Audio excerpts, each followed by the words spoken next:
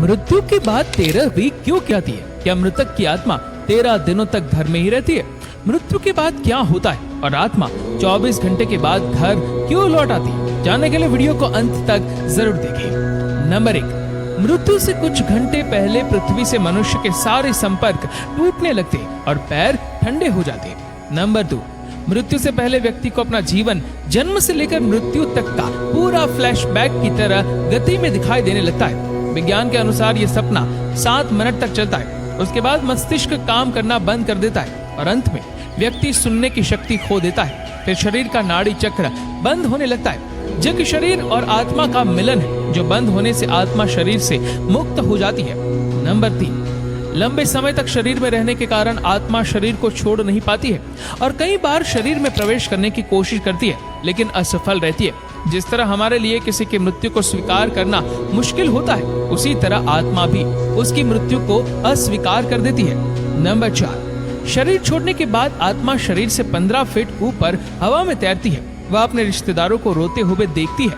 उसके बारे में कही गई बातें उसे दहाड़ की तरह सुनाई देती है। नंबर 5, हिंदू धर्म ग्रंथों के अनुसार रात के समय दाह संस्कार नहीं किया जाता है। दाह संस्कार सूर्योदय की पहली किरण के बाद ही किया जाता है। यदि किसी व्यक्ति का दाह संस्कार रात के समय किया जाता है तो उसकी आत्मा प्रेत योनि में प्रवेश कर जाती है। उसके बाद आत्मा हमेशा प्रेत योनि में ही भटकती रहती है। नंबर 6, मरने के बाद शव को एक पल के लिए भी अकेला नहीं छोड़ा जाता। अगर शव को रात भर घर में रखना पड़े तो सभी रिश्तेदार शव की निगरानी करते हैं। एक बार एक गांव में एक शव को अकेले छोड़ दिया गया था। कुछ क्षण बाद भूतों ने शव पर कब्जा कर लिया और शव ने पूरे गांव को जला दिया। गांव में हनुमान जी का एक मंदिर था। जो मृत शरीर पर भूत का साया था, वह हनुमान जी के मंदिर के पास से गुजरा तो भूतों ने हनुमान जी की मूर्ति देखी और डर से शव छोड़ दिया। इसीलिए तब से शव को अकेले रखने की गलती कोई नहीं करता।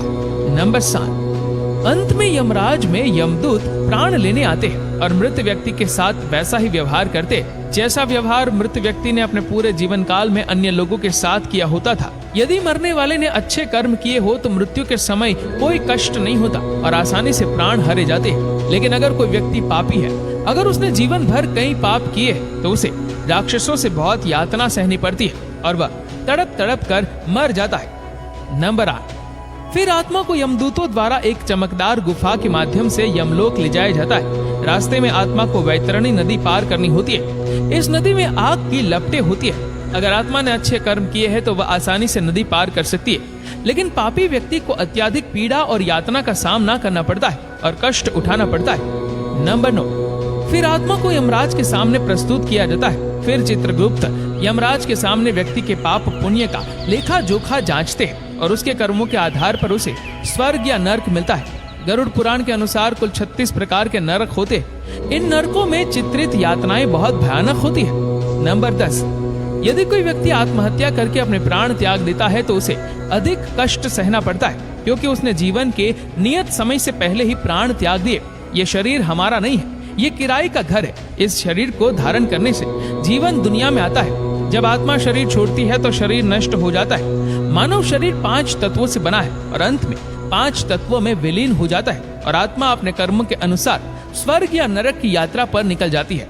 नंबर 11, गरुड़ पुराण के अनुसार हमारे वास्तविक जीवन में किए गए कर्म ही व्यक्ति को स्वर्ग या नरक की प्राप्ति कराते हैं। लेकिन यदि कोई साधु, संत या तपस्वी है तो ऐसी पवित्र आत्मा को मोक्ष की प्राप्ति होती है।